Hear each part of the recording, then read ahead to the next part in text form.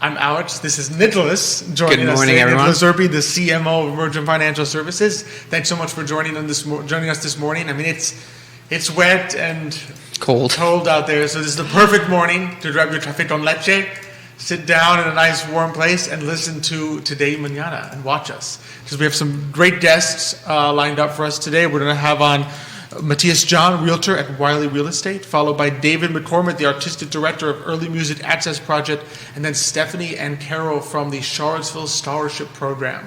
So it's a wonderful, wonderful day lined up for us today. As you can see, Xavier, he's in the office managing some things today, taking care, watching those markets, because as we all know, there's a lot going on geopolitically and market turmoil today, so he's taking care of things, checking things out, making sure he's on top of everything, and using his great analytical mind to figure out what his great analytical mind. You know, I mean, his philosophy, Xavier's philosophy, right? All our philosophy is always keep calm, and just keep plugging away away. So that's what we're doing here on Today Mañana. Got some fantastic things lined up. We're always excited to be here on the I Love CVille Network set. We're always presented by Emergent Financial Services and powered by Aqua CVille Hand Car Wash, by Castle Hill Cider, by Sirius Craddock Insurance, by our newest one, the newest partner, the Gym CVille, which is, I mean, they're looking We're going to love working with the gym. Yeah, we're going to love working with the gym. There's a lot that they've got going on. They have some membership deals going on. They've got some new people. They've got trainers there. They've got, I think, a new location soon. Yeah, they're going to be moving. A larger spot, so it's going to be fantastic. And we're going to have them back on soon, and they're going to be back on soon to talk about just all the things going on. Ways you can be more active, really get that momentum going. Exactly. As Justin put it, so fantastic to have them on board. Of course, we're also powered by Vitae Spirits. Right. And by GBS Financial Services. And we are always with Adelante, the premier Latino networking group here in Charlottesville, Virginia. So, I mean, I say, I don't know about you, I say we jump right into it. Yeah, we have to. I'm excited to jump right in here. So we're really excited to welcome to the program Matthias John. He's a realtor at Wiley Real Estate. Matthias, thanks so much for joining us this morning. Thank you so much for having me. Pleasure to be here. For those who don't know about you, tell us a little bit about yourself and your journey to working at Wiley. Well, good question, and I like how you phrased it, journey, because it was a journey for me. You can probably tell by my accent, I'm not originally from here. I am from Germany. Was born and raised there and in Papua New Guinea, Australia. Wow. And after school and university in Germany, I landed in Charlottesville. Interesting. And that was 8 years ago. And I made Charlottesville my hometown. I love Central Virginia. I like the city of Charlottesville and the mountainous area. Mm-hmm. That was my journey, to Charlottesville, and here I am today, explaining to you why. There you go. Fantastic. So, what led you to be interested in real estate as a profession? Well, I have a very different background, actually. I have a background in public policy and governance, so not necessarily related to what I'm doing now. However, worked for many years for a local consumer electronics company, and while that was a great employer and it was a lot of fun, I also knew that I'm very passionate about real estate.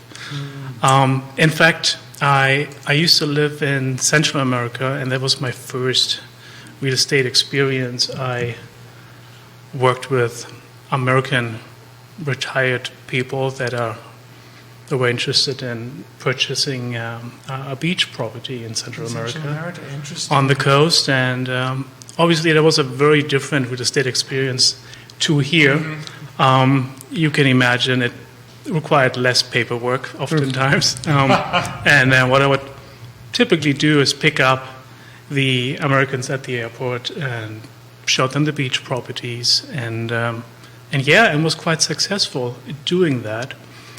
And it was also a lot of fun. So as I was working here in my office job, 9 to 5, for quite a while, and talking to my wife about where the future might bring us, she told me, you always look at listings, you always talk about historic properties, you always go and visit them and drive around. Are you actually going to make that jump one day into real estate? And that kind of opened up the possibility of actually doing that. And then, in the midst of the pandemic, I actually Took the plunge? I did it, and I'm glad I did. It's a passion, so it's a lot of fun to work in the industry. And frankly, what I enjoy doing most is working with people. Right. And yeah, I get to do that every day. That's fantastic. I mean, what would you say on that vein? First off, I love to say I love the fact that we always talk with a lot of entrepreneurs and people who decide to go out for themselves, and the family support is always a major factor. So I love the idea that your wife is out there saying, you love this, when are you going to actually do this for a living? It's just fantastic to have that kind of support that really pushes us, I think, to go down that road. So what would you say is like unique about the way you, given your background and your experiences, unique about the way you approach real estate with clients? Yeah, I actually get the question a lot because we all know there are a lot of realtors, especially here in the area. So it's a competitive market. And while that might be a downside for personal success because you compete against a lot of other great realtors, I also say it's an opportunity to be authentic, and by being authentic, attract to a very specific clientele. And I think that's been working out very well for me. To answer your question, obviously I'm not American. I moved here 8 years ago, so I know the area well because I made it my hometown, so I'm passionate about it.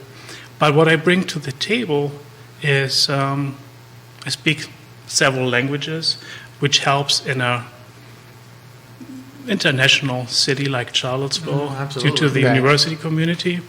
So we have a lot of clients that appreciate working with someone that, not because they don't speak English, but that is experienced with other mentalities and cultures. Yeah, and it's a comfort level sometimes, I think. And we sort of experience this ourselves. And when a Latino client comes in, sometimes we speak Spanish as our father's Cuban.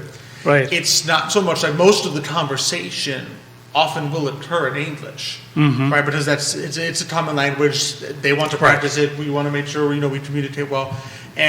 But just the knowledge that someone's there who speaks Spanish and can translate sometimes that jargon, those specific words that you sit there and say, I never would have used this in Spanish anyway, so I really don't know what the equivalent is in English. Right. Just adds a whole new comfort level to say, yes, I'm conducting this in English, but I know that if I need, all right, say that again in Spanish, someone's there who can actually do that. Yeah, I like that. When you work in sales and you want to establish trust, it always is helpful to be relatable. And that's what my clients appreciate about me, I guess, that I am relatable. For instance, I told you I lived in Central America, so I speak fluent Spanish. I work with a lot of Hispanic customers, Mexicans, South Americans, Central Americans. And while most of them obviously do speak English, they do like working with someone that understands the mentality. And I love it. I get to speak Spanish. I get to work with a very diverse clientele. I love it. So I have a quick question for you. Where in Central America were you located / based? In Nicaragua. Okay, Nicaragua. Okay. Okay. We got some friends from Nicaragua. If you're watching, you guys, Guajiros, Okay, Guajiros, right there, it's one of my favorite breakfast places. Yeah, it's a great place to eat. So those guys are from Managua, the capital, and that's where I used to live and work. Awesome. Shout out to Harvey and Danilo and Sebastian if you're watching. Exactly. Especially because of their coffee. Oh, the best coffee. Coffee in town? Yeah, they do. Best coffee. Good. It's so good. It's the coffee. We'll often grab something from there. If one of us is at lunch there, meeting someone, we text the other one. We text the other one. Do you want me to bring you back a coffee? Now that they're downtown too. Exactly. That makes it so much easier. So much closer. A little shout out. We got some people watching the show today. We got Bill McChesney watching the show. We got Elizabeth Miller watching the show today. Thanks for watching, everyone. So, I guess one thing I always like to ask with real estate is what your process kind of looks like. So, what can people expect? Someone calls you up, sends you an email and says, hey, I'm looking for a home, I want to meet with you. What's sort of the process they can expect when getting in touch with you and beginning to work with you? Well, first of all, I think what is paramount is to take the noise and the pace out of the process. We are facing turbulent market conditions. It's a time of uncertainty, and a lot of our clients feel that. And so purchasing a home or selling a home itself is already or can be overwhelming. So what I like to do, and frankly that's our task, is to break it down and to assist them through every step. Currently we are in a situation where we don't really know how the market will look like this year. I think we have to acknowledge that we are moving towards a down market that is concerning. At the same time, we have home values still going off the charts. Simultaneously, we are moving towards rising mortgage and interest rates. So all this comes into play. And people are wondering, is this a good time to buy? Is this a good time to sell? Some actually call us rather hastily and concerned and anxious. So at the end of the day, and I think that answers your question best, sit down, explain the process step by step, and deliver to the clients that we are there to make it as easy as possible. All those factors that I just mentioned about the market condition and the uncertainty about the future. I mean, you work in finance, right? You know how it's looking. That is beyond our control. That is beyond my control. But what is in my control is to provide a great sales experience and make it convenient for my client. Which makes sense. I mean, sometimes it's taking away, like you said, the noise and the anxiety of things that are beyond your ability to control at this point, right? The housing market, when you go to buy or whether you go to sell, the housing market is beyond your control. Like your one house cannot affect the housing market. It's a bunch of other houses together that do it, and the whole dynamics of supply and demand. So you just have to sometimes sit back and say, the number one thing to do is don't panic. Right. Don't panic, be relaxed, and have a plan, I guess. Right, and sometimes not look at the overall picture, but focus on this particular house that you're trying to purchase or sell, and in our experience, that works best. Absolutely. So, what are some things that you advise people? And as we talked a little bit about the fact that it's the sales experience and so forth, but when you're approaching strenuous times, or let's say you've got a house that you want to sell, what are some things you advise people to sort of keep in mind when they're in such a volatile market?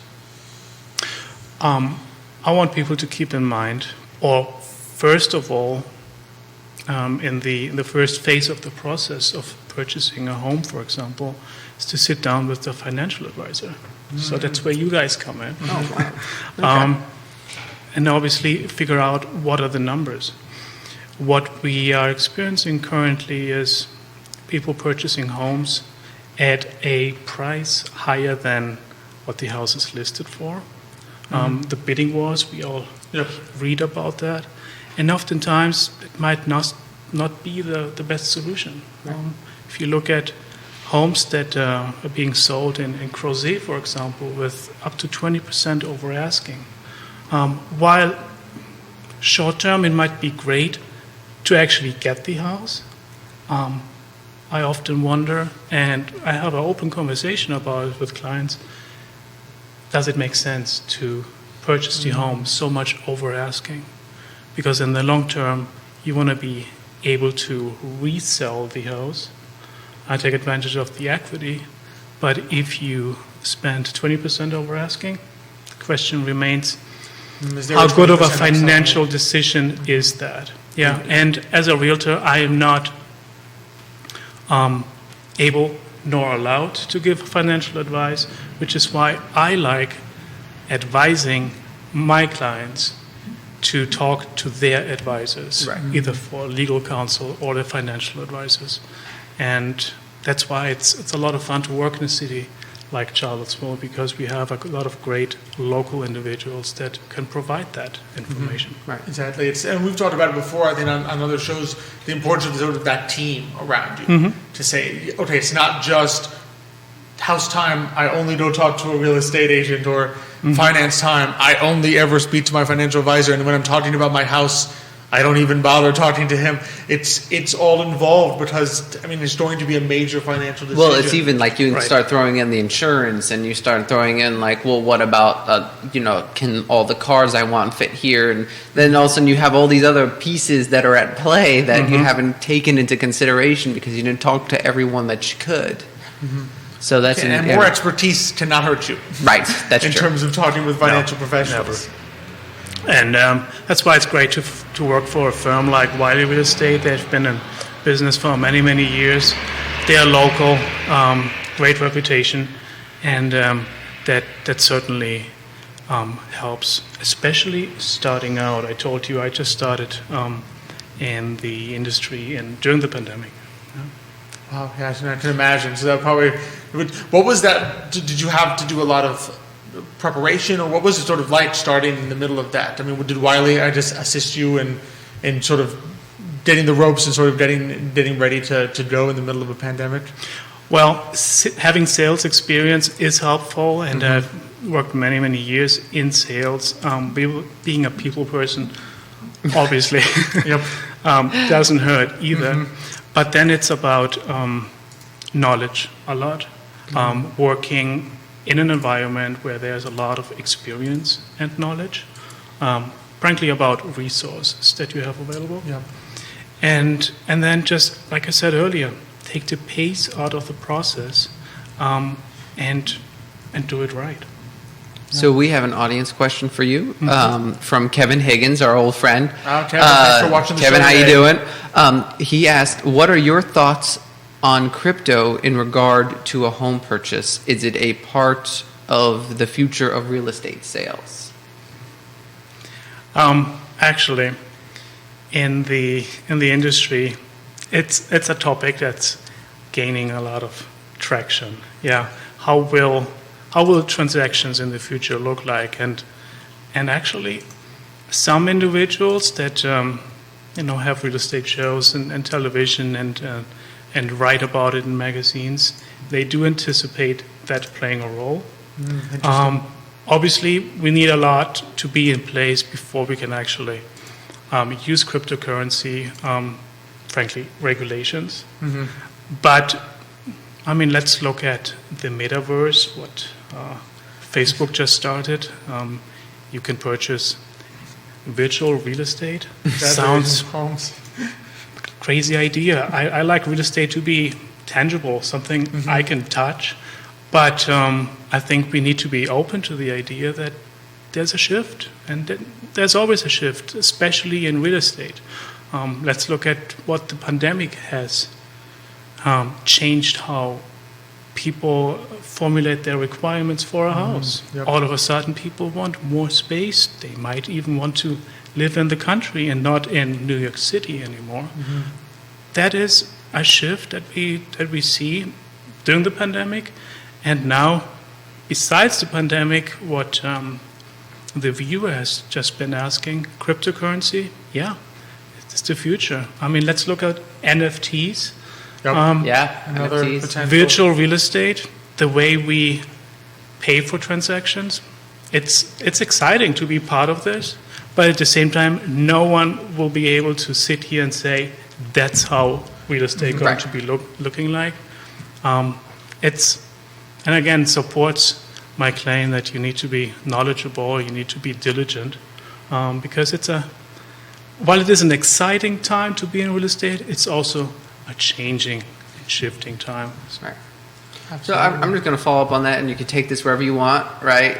But would you see, following up on Kevin Higgins' question on crypto, would you, because of the volatility of crypto, would you see that making real estate transactions more difficult because of the fact that the price of crypto has tends to go up and down per day in a more unstable way?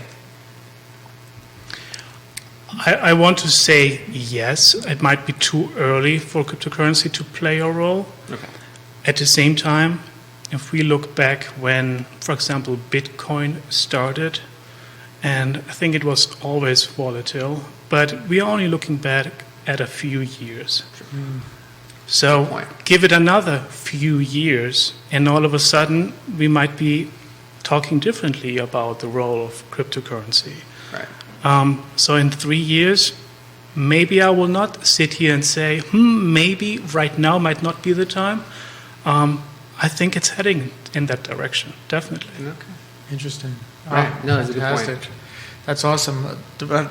Before I let you go, always want to ask, where can people find you? What's the best way for people who are interested in talking with you, getting to know you, looking for a house, trying to sell a house, to get in touch with you? Well, you see me in Charlottesville walking around a lot. I like running in the morning, but you don't necessarily have to talk to me then. Sure. You find me on social media. Unbelievable that I say this, but yeah, I'm starting to be on social media. I have to do a better job there. Matthias John is the name. You can email me at matthias@wileyproperty.com. My phone number is 434-906-4630 for anyone writing that down. I would love to be working with you. Love to get in touch. Let me know what questions you have. There you go. So, my big takeaway is, if you see you walking downtown Charlottesville, go up and say hello. Just there you go. Perfect. Yeah, we will stop you and we'll be like, hey, let's go please for coffee. Yeah. There you go. Go to Guajiros and have a cup of coffee. Love it. Matthias, thanks so much for joining us today. It was a pleasure. Thanks so much for having me. Thank you for coming on. Nice chatting with you. Having you on.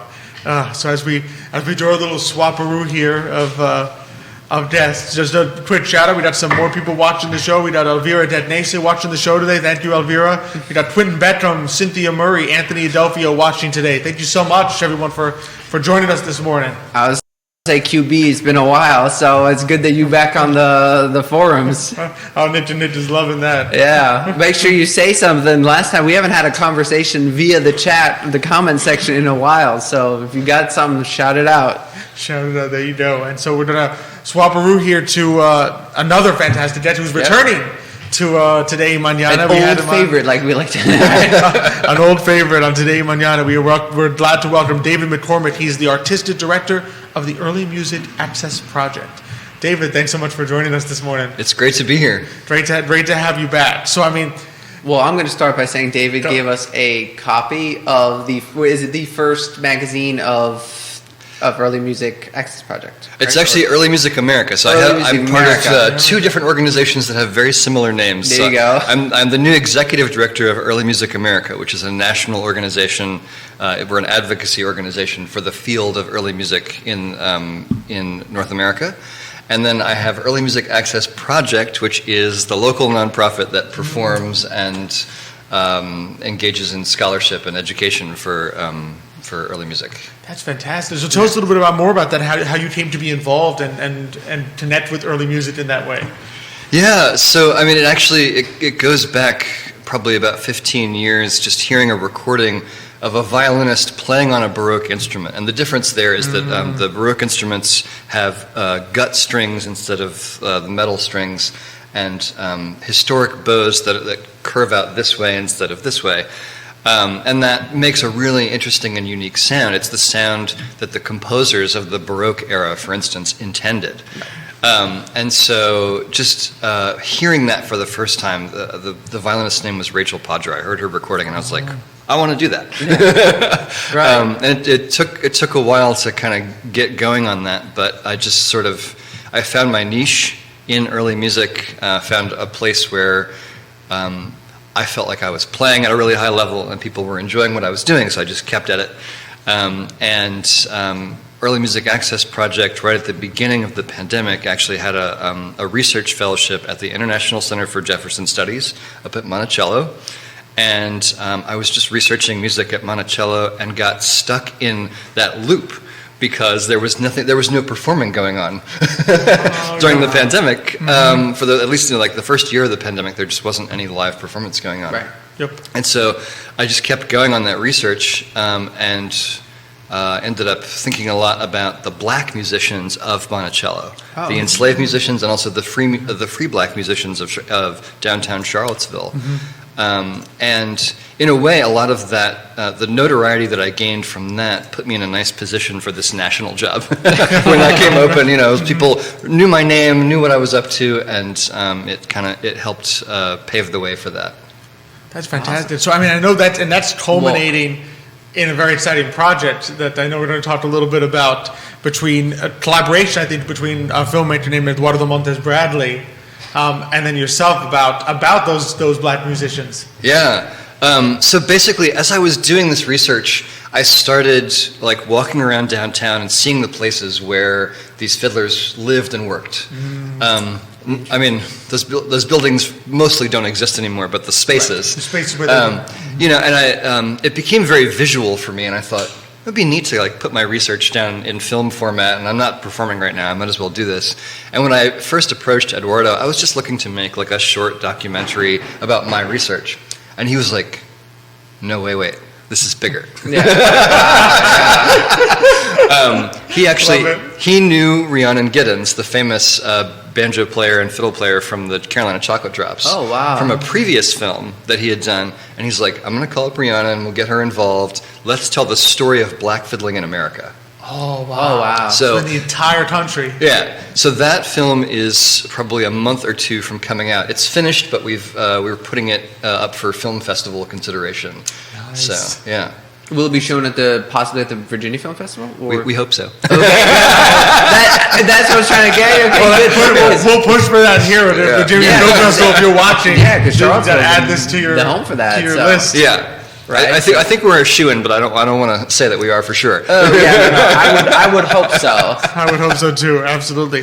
So I'm curious that on the topic of early music, for people who like just music listeners, classical or otherwise, what's different about sort of the early music experience as opposed to what you might generally expect from instrumental music? So in part, the materials that I was talking about, like the gut strings, just create this, what I call it an organic sound, right? Because it's like the materials from the earth that are creating this. And it does make a difference. And especially like, we often do concerts in churches that have beautiful acoustics, very organic acoustics, right? Yeah. And that matches really well and creates this resonance in the space where where modern instruments were designed. The violin evolved to be heard in larger and larger spaces. Oh, interesting. And so it's more about volume with a modern instrument. They still sound beautiful, but I'm obviously biased, and I think that the Baroque instruments have a really special sound to them. There's this hot debate among string players about whether to use vibrato on the violin, right? And the gut strings just sound really nice without vibrato. They just have this nice ring to them. But the metal strings they need the vibrato to get that resonance going. The same feeling. Yeah. So it does change. My question would have been like, does it change the way you play? But I'm just getting from that it absolutely does. Yeah, for sure. And the bows are very different as well. That shape creates an ebb and flow to the sound that modern players are looking to avoid. They're trying to make every inch count on the bow. And Baroque music, the composers were thinking of that ebb and flow as they were writing. They weren't writing for that straight tone. That's amazing. I love that idea of I think in today's world we're so used to music in large concert halls. That's how you mostly experience classical music. Right. And probably the only places now where, maybe now indie and sometimes lyrical music you'll do in smaller places, but classical is mostly now in large concert halls. So I love the idea of getting back to sort of the early roots where you would have heard Baroque music, you would have heard Renaissance music in smaller spaces, more intimate settings that just enable you to really feel the vibration of the music that you were listening to. Yeah, I mean, this phrase chamber music that we hear a lot, Yes. that comes from being in a chamber. Yeah, exactly. You know, that was the king and queen listening to you in a smaller space, or even sometimes while they were getting ready in the morning. You know, wow. like I did not know literally that part, like yeah. chamber pot music. Oh, I did not know. There truly was music for like the king getting dressed and using the facilities in the morning. wow. Wow. Yeah. Talk about a perk of being royalty. Like, Yeah. You get to wake up and says, while You've you're got a getting dressed, personal band, yeah. listen to some Mozart that was composed for you. Yeah. Oh my goodness, that's fantastic. It's funny that you would ask that. Because one of my questions was also like what it's like working as an artist with early music. I mean, I'm curious in terms of selecting what you want to play. Do you get to explore maybe some composers that you wouldn't otherwise look at because you're dealing now with people with a more specific time frame in terms of the instruments and so forth? Yeah, I mean, one of the interesting things about early music, which loosely defined is like medieval, Renaissance, and Baroque music, there are a lot of composers that didn't make it through the filter to today, right? And they were great composers. So there are lots of pieces to explore that we're doing like modern premieres of their works. In fact, this concert that's happening on March 6th, Sacred Music of Monticello, I'm pretty sure we're doing a modern premiere of a version of the Pergolesi Stabat Mater. Oh, wow. Yeah, this is a version that was in Jefferson's collection. It was actually from one of his daughter's notebooks of music that she collected in France, right? Oh my goodness. And it's an English version of this Latin-texted Pergolesi Stabat Mater. It's a poem by Alexander Pope that's on the subject of death, but leaves out the Virgin Mary entirely. It's just about you know the being at peace with dying at the end of life. And it fits so interestingly with the music of Pergolesi's Stabat Mater, and so we're interspersing these the Latin and the English movements. And I'm pretty sure we may be the first group ever to perform this. I've only ever seen this version in Jefferson's collection. I haven't seen it anywhere else. Wow. So I think, unless you've been researching Jefferson's collection, I don't think anybody else really knows about it. Would know about it. Wow. That's Yeah. amazing. So this is going to be a world premiere too. Yeah. So that remind us. So for the audience, the concert is going to be March 6th at 7:30 p.m. at Christ Episcopal Church. Is that correct? That's All of correct. that is correct, Perfect. yes. Perfect. So Yeah. like, Tell make us sure a little bit about the concert as a whole. What's kind of Yeah. the genesis of it, Yeah. and what do people expect? So as I was researching music at Monticello, my first step was just to see what was in Jefferson's collection. And what's cool about that is that University of Virginia's Special Collections Department has the whole collection. Oh wow. So I was actually able to, with my own hands, touch the music that Jefferson Down there underneath. Yep. Yes. And they also, thank goodness, have a microfilm version of all of it, so I could just buzz through and see everything that was there. All of the pages are so brittle of this music that it takes about a full minute to turn a page. Oof. You know? Yeah. So you have to know what you want. You can't just sit there and like leaf through Jefferson's collection. Yeah. It's not a casual exercise. But yeah, the Pergolesi in these two versions, both versions come from Jefferson's collection. The Latin version is well known and is in lots of people's music collections, but it's still kind of unusual for him to have a piece of Catholic sacred music in his collection. It's true. Exactly. So that's the starting point, and then I wanted to think about what the enslaved population was singing. And unfortunately, we have no records of what spirituals or sacred songs they might have been from singing that time. in that time. But Charlottesville has a long history of black churches that go back quite a ways. And there's just also general knowledge of regionally what spirituals were well known here. So a composer from New York, James Dargan, has arranged three of these spirituals. One of the arrangements is two spirituals, so he's technically arranged four spirituals. 3 pieces. The math is really hard. And a couple of the singers who are singing in the Stabat Mater are taking part in that and also singing some of their favorite solo spirituals. Oh, interesting. And we're interspersing all of this. So we're going to have like Latin English version of the Latin piece, then a couple of spirituals, and then we go back to the Pergolesi. So it's just, it weaves in and out throughout the program, and just kind of gives you this sense of the sound world of Monticello a little bit.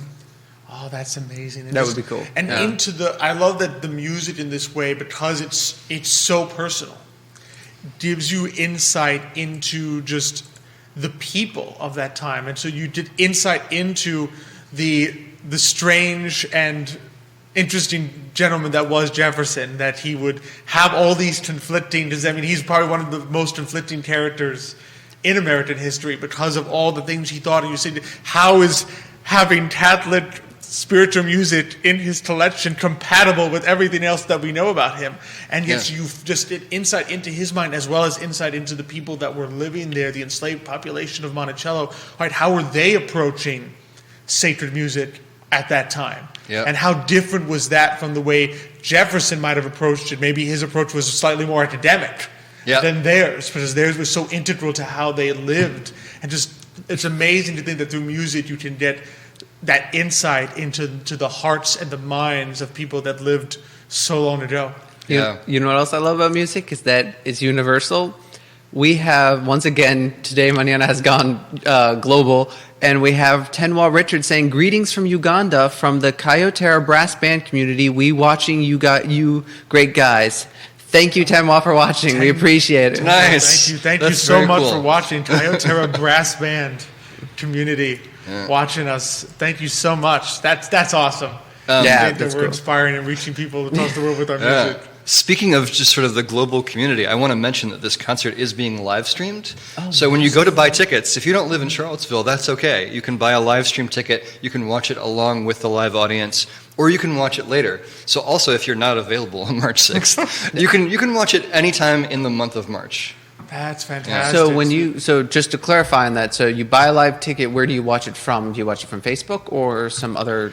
We will be sending out a link to all ticket holders about an hour before the show. Okay, and you'll be able to click to a private link on YouTube to see the show. Ah, interesting. Yeah. Okay, gotcha. Yeah. So that's something that people can watch on their TVs as well if they have the YouTube. Absolutely. Okay, awesome. Yeah, that's something I've taken to doing in these last couple of years, is watching some of my favorite groups from all over the globe. I don't have to wait until they come to Charlottesville or take the train up to New York to see them. I can just do it in my living room. And there is, I mean, it's, there's nothing like live music. Right. But it's also really exciting to be able to plug into what other people are doing without the expense of a trip or... Exactly. It's better, live streamed music is better than no music. Yes. Even if it's not as good as being in person with live music. Yeah. But I will say, I am thrilled to be giving a live concert. It's been a while for Early Music Access Project.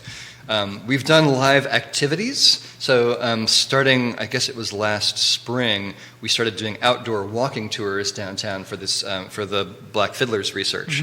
So we'd take a loop around downtown and see Maplewood Cemetery, where the Scott family fiddlers are buried, and see where the Hemmings, where Eston Hemmings once lived downtown. It's approximately where Timberlakes is downtown. Wow, interesting. Yeah. And there's some interesting resonance in that spot, actually, because it's on Heather Higher Way. So it has the 2017 resonance to it as well. So there's just these generations of racial strife in this spot. In that one spot. Yeah. That's interesting. So you even know, in terms of the Black Fiddlers Project, we even know specific places, so specific individuals who cultivated this music, as well as specific places they played at that spot. Yeah. So for folks who don't know, Thomas Jefferson had 3 sons with Sally Hemings, one of the enslaved people at Monticello. Right. All 3 of them were fiddlers. Interesting. Yeah. So Eston Hemings, his youngest son, went on to Ohio and had a famous dance band in Chillicothe, Ohio. Oh my goodness. And then they had cousins, the Scott family fiddlers, who married into the Hemings family 2 different times. They were 3 generations of Scots played for every important function in Charlottesville, including Lafayette's visit to Monticello in 1824. Wow. Yeah. So there's some lost history here of really famous musicians, and I think because of the color of their skin, we're kind of lost to history.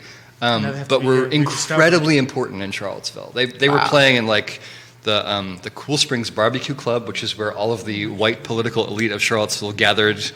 You know, like they would stand shoulder to shoulder. I have a photograph of them standing shoulder to shoulder with former Confederate soldiers. Wow, interesting. Yeah. That's crazy. That is Just so kinda much wild. history and music mixed in. Oh, it's fantastic. Yeah. So, and people can expect that month or two from now to be able to see that film. Yeah, so the Black Fiddlers documentary is coming out in a couple of months. For folks who are interested in the specific sort of Monticello stuff, there's a Black Fiddlers concert coming probably a year from now. Nice. I have postponed it a bit to get a composer involved. Oh, nice. He is writing a setting of a story that was once told by one of the enslaved nursemaids at Monticello. Interesting. So this story was told to Jefferson's children.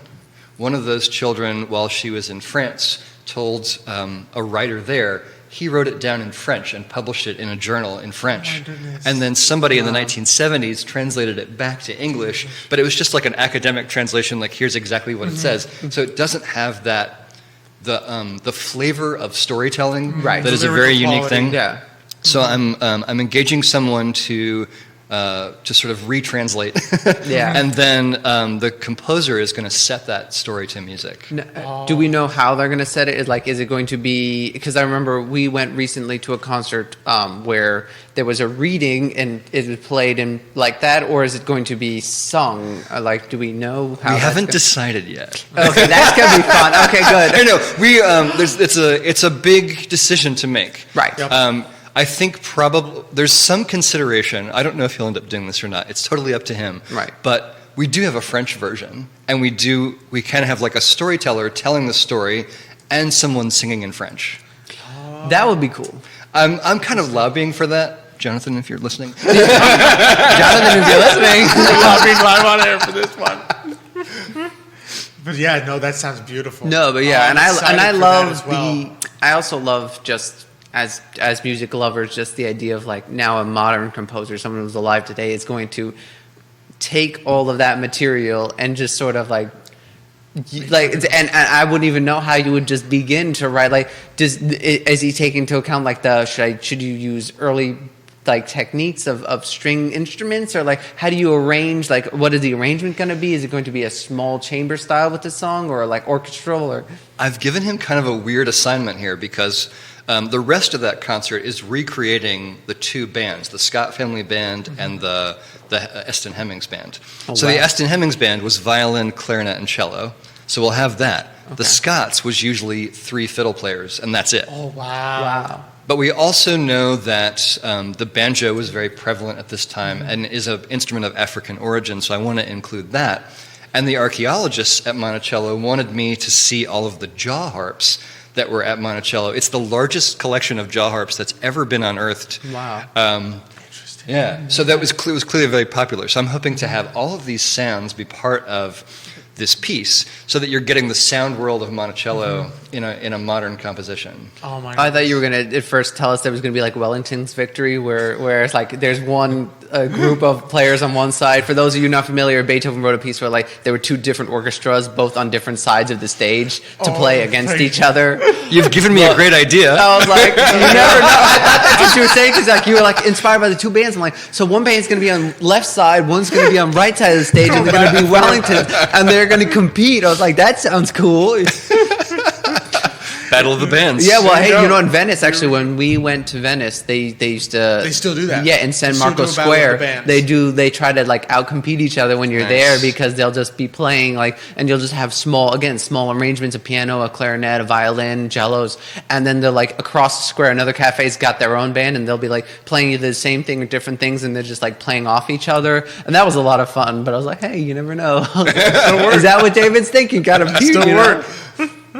Oh, I love it. I love it. So, for people who are interested to learn more, get involved, And buy tickets. buy tickets, where can people find the Early Music Assets Project and as well as the Sacred Music of Monticello? Yeah, so Early Music CVille is the way through all of the various things. So whether you're on Music Facebook CVille. or our website is earlymusiccville.org, or Instagram is @earlymusiccville. All of those will get you to us, and there are links to buy tickets to the March 6th concert. There also is a link there to sign up for a free event on March 4th, Friday at 1 p.m. at the Center at Belvedere, to meet the artists and the composer. The composer will be talking about his experience growing up, traveling around with his parents who were documenting black church music in various different churches. Oh, interesting. Wow, that's that cool. must be that will be fascinating to hear his story. So that one's free. The concert, the tickets are $25, and there's also a $10 option for students and folks with economic need. And I want to encourage folks to not be shy about the $10 tickets. Mm-hmm. They're there for whoever needs them.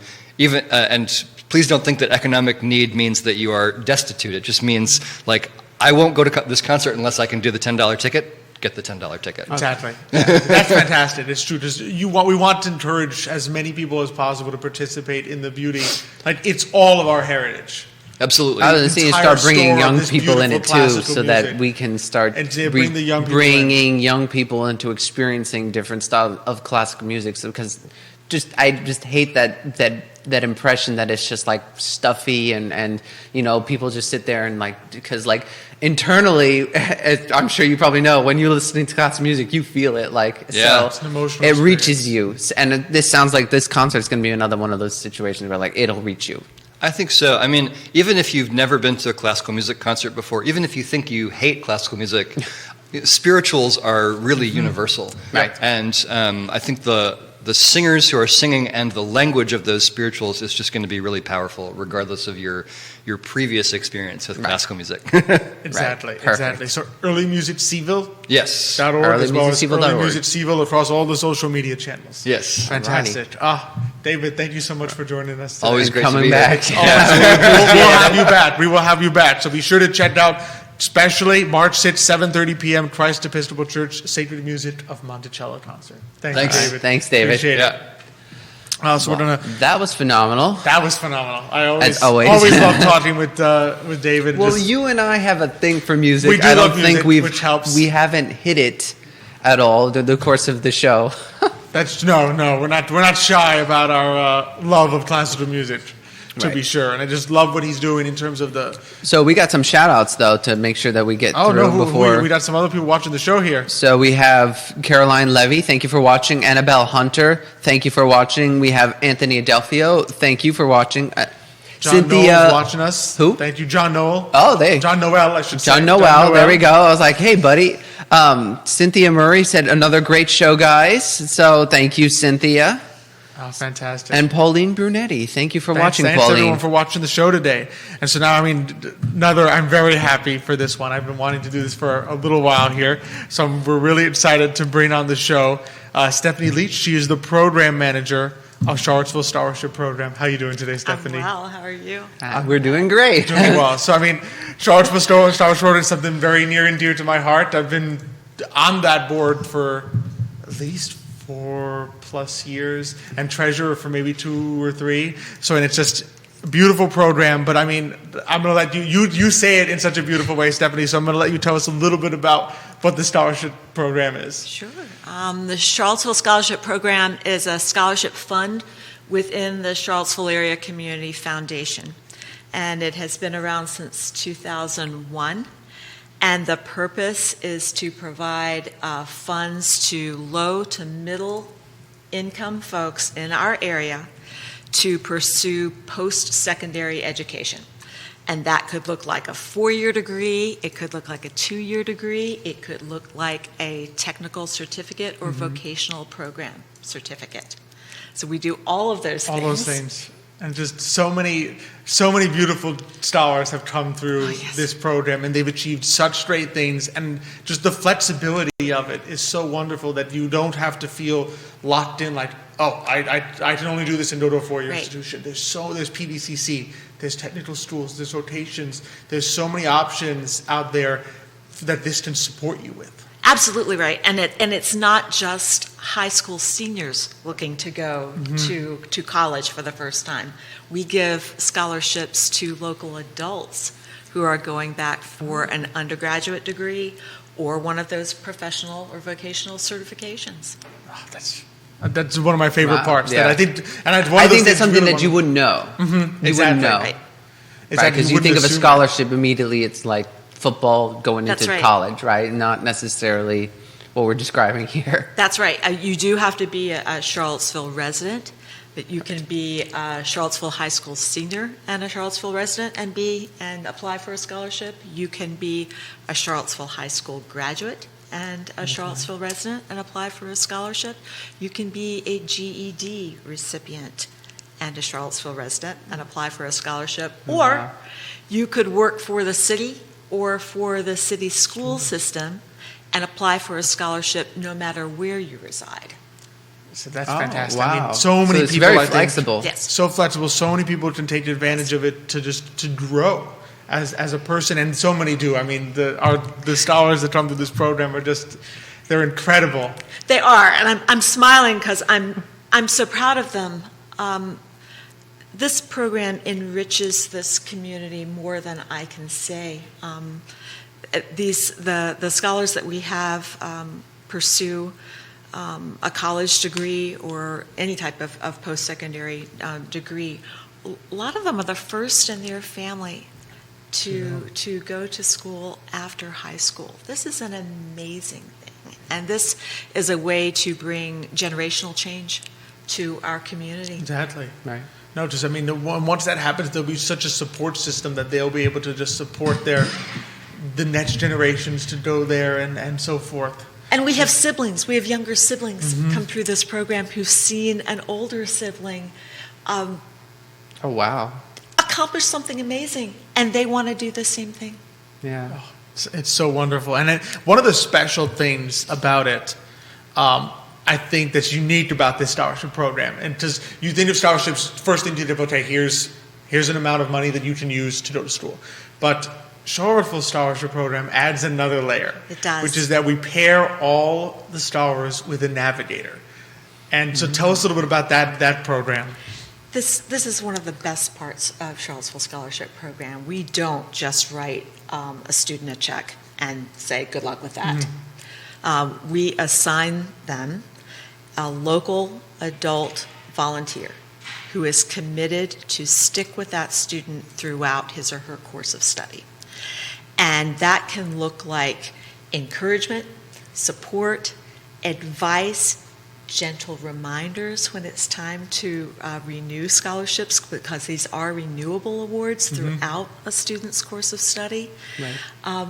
And the communication between navigator and scholar can take so many different forms. It can be in person, it can be a chat over coffee, or lunch, or brunch, or text, email, phone call, and we've had to use all of those during COVID.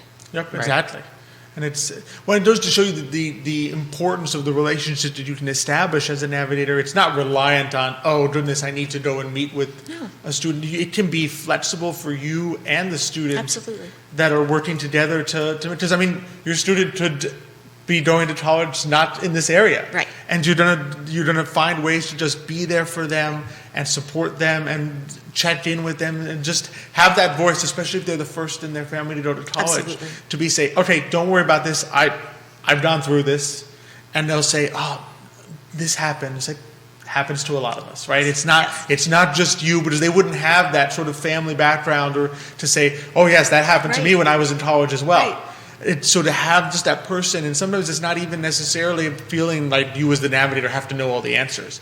It's just saying, oh, you know what, when I was in college, here's where I found an answer, or here's who I talked to get an answer for that question, and just be there for them. That's right. I think applying for college, finding money for college, and then thriving once you get there, it's a lot. Yeah. It is. And it's a lot if you have siblings who've gone to college or family members who've gone to college. If you don't have any of that institutional memory in your family, it's so much harder. And these navigators are just wonderful. That means that a student doesn't always have to hear from me. Right. They can hear from someone else who's always a cheerleader, always in their corner. Exactly. And I think when we've talked to navigators in the past, they themselves have found it an enriching relationship. It's not just a give on the part of the navigator, they'll come back and say, you know what, I've been so inspired by the story of the student I'm working with, or I just feel reinvigorated Right. by working with someone who's young and going through this process and entering college for the first time and having that excitement of the world and the things that they can do in life opened up for them. And we'll have navigators say, you know what, I was so glad to experience that again. Yeah. That's definitely been true for me. I know the same has been Yep. true for you. I have 3 students that I'm navigating myself right now, and each one is different. Each one is having a very different experience in school. Some need me more than others. Some are very self-sufficient. Others are not shy at all about reaching out by text or email or phone call and saying, "What do I do now?" Exactly. Right. There's And just it's so a many ways. privilege to be able to share this. It is. Absolutely. No, it is. It's a beautiful thing, and it's not a difficult process at all to sign up or become. You don't have to go through some what is it called? Onerous process? Onerous Onerous process. process. There you go. Onerous process of sitting there and saying, "No, I need to sit down and answer all these questions and so forth." Super simple application. easy. Give us a couple people that know you. Let us know your interests in terms of pairing you up with a student that might share some of those interests. Put your name down, and then there's a really easy sheet that says, here's some basic check-ins that you can do, and then you run with it and establish a relationship. I have a question and both of you might be able to answer this. So what are some of the because I know a lot of people will be watching the show, be saying, oh, that's great, but it's great for someone else, and have those hang-ups like, it's not for me, or like, oh, I always wanted to, but, I don't want to, they don't want to take the risk, or they don't want to, they're afraid to get started. So like walking through some, like, if there's somebody watching that was in that position, like what would you say to them? Like, how do you encourage them to be like, no, you should take this step. Like, this is a great thing to do. I think I can only share my own experience and what I've watched our other navigators go through.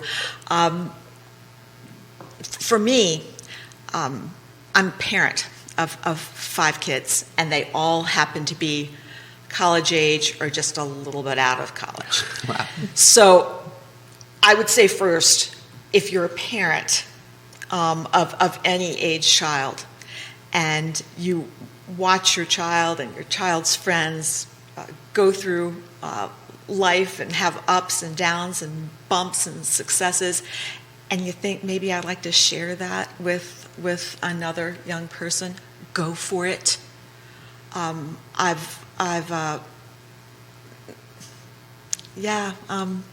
really like young people, and if you really like young people, this is the perfect spot for you. Even if you're not sure whether you really like young people, give it a try. They'll surprise you. They are inspiring, as you say. Many of them have experienced challenges already in their life that I can't even imagine, and they persevere. They thrive, and all they need is a kind text or a kind phone call or a free coffee if you take them out to coffee sometimes. And most of us can do that. It's not a huge time commitment, but the rewards. So if you're on the fence, just do it. Give it There a you shot. go. And it's also like if you're on the fence and you're not sure, okay, how do I do this? I've never done this before. I've never been a mentor. I only graduated from college a few years ago. I'm not sure what to do. We're not throwing you into the fire and saying you're on your own. There's a whole group of navigators that are there to say that you can give a call to, send an email to, and say, hey, my student's asking about this. Absolutely. What would you do? And they'll happily say, hey, here's what I would talk to them about. I mean, you get a little sheet that says, here are the major dates to remember. March 1st, date to renew the scholarship. Every single year, it's pretty much March 1st, so you don't have to worry that it's changing all the time. It is. It's always March 1st. Here's when they're usually in the summer. They're probably about to go. They're ready to go in there. You don't want to send them something in November because they're probably taking midterms at that time. December, January, they're getting ready to go back to school. So you've got a lot of support for you as a navigator as well. You also have Stephanie right here that if you're like, I really don't know the answer to this scholarship-related question, you send Stephanie an email, and Stephanie will be like, I know the answer to this scholarship-related question. And so you have a support system as a navigator as well. So it's not like you have to know all the answers. And really, the scholars don't expect you to know all the answers. No.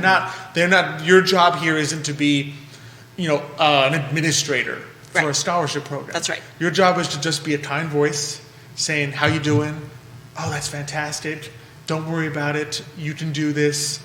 Hey, did you know did you think about renewing? It's almost March 1st. Did you think about renewing? It's almost March 1st. And then did you think about renewing? It's almost March 1st. Yeah. Just little things like that, and you'll be surprised that you might not hear anything the first 2 times, and then the 3rd time say, "Yeah, I needed to get to you on that." Because they're young. We were all young once, right? Absolutely. And we're like, "Oh, I got all the schoolwork." I'm sure I was terrible with. I'll get to it, and you're just there to just be that supporter. Right. And one of the things I love best about this program is we understand that you're young and you can forget things and you can make mistakes and you might experience a financial problem at school that wouldn't allow you to access your transcript, which I want to see by March 1st. Did I mention it's March 1st? It's okay. Exactly. It's okay. All they have to do is reach out and say, I'm having a problem. Yeah. And we're like, okay, we understand. Exactly. Yeah, and when they reach out to you as a navigator, you say, don't worry about it. Let's talk with Stephanie. Let's see what we can do to make this work. Because this scholarship is the flexibility of it is that it's here, and part of the renewal is for that purpose. Absolutely. To give you a goal that, okay, I get this much of the scholarship each year as I renew, to give you that goal to work towards, make sure you keep your grades up, make sure you stay in good status, but we're flexible. So that if you're like, you know what, can you defer this till I get to a more expensive school? Yes. I didn't get my grades up and up this year. Can you defer this so that when I get them up next semester, as I know I'm going to, it'll be there for me? Yes. So it's not as though it's a cold scholarship where, didn't keep your grades up, sorry, we don't want to do it. We're always in touch with you. Yeah, we don't and do it the that goal way. is to stay in constant, that's what the navigator is for, to be in that constant communication so the students never feel like they're on their own. Right.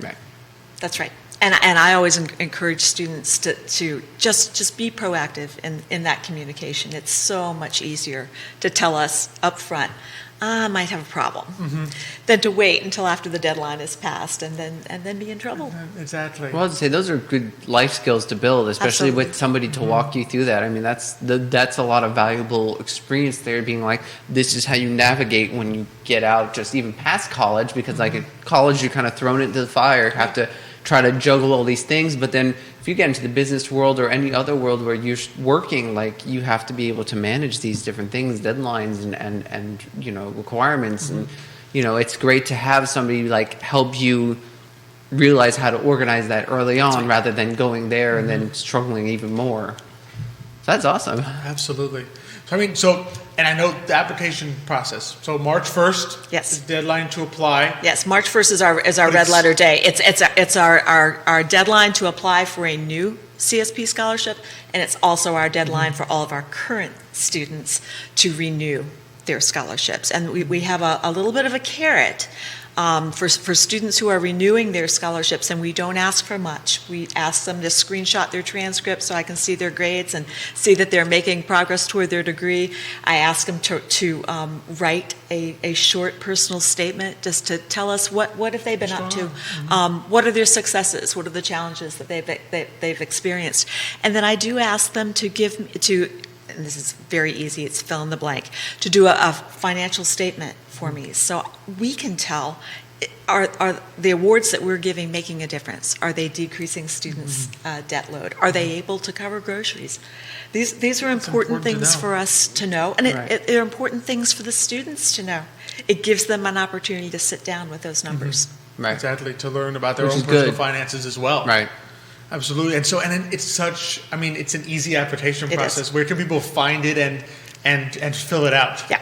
They can go to our website, which is CVilleScholarship.com, and it's a completely online application. If students would prefer not to do that, they can always print it off and do it. But it's very easy.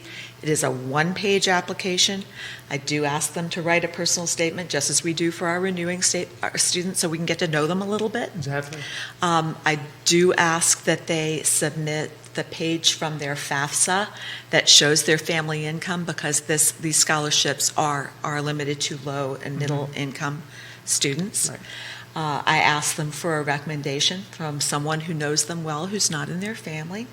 Usually it's a teacher, sometimes it's a guidance counselor, sometimes it's somebody that they've worked with in the community. Yeah, Right. It doesn't have to be a teacher. So it's very easy. And we also have a wonderful scholarship coordinator at Charlottesville High School who will help gather missing Yep. pieces. If students are having trouble getting one piece or another, she'll help them and gently nudge them so that they can make that March 1st deadline. And if anybody has questions, of course, they can always get in touch with me.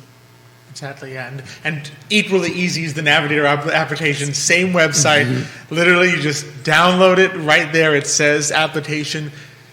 What is it, 2 pages? It's very easy. 2 pages, and then you can scan it, email it in, you can mail it in, and we'll be in touch with you and connect you with these wonderful students. So it's such an easy process.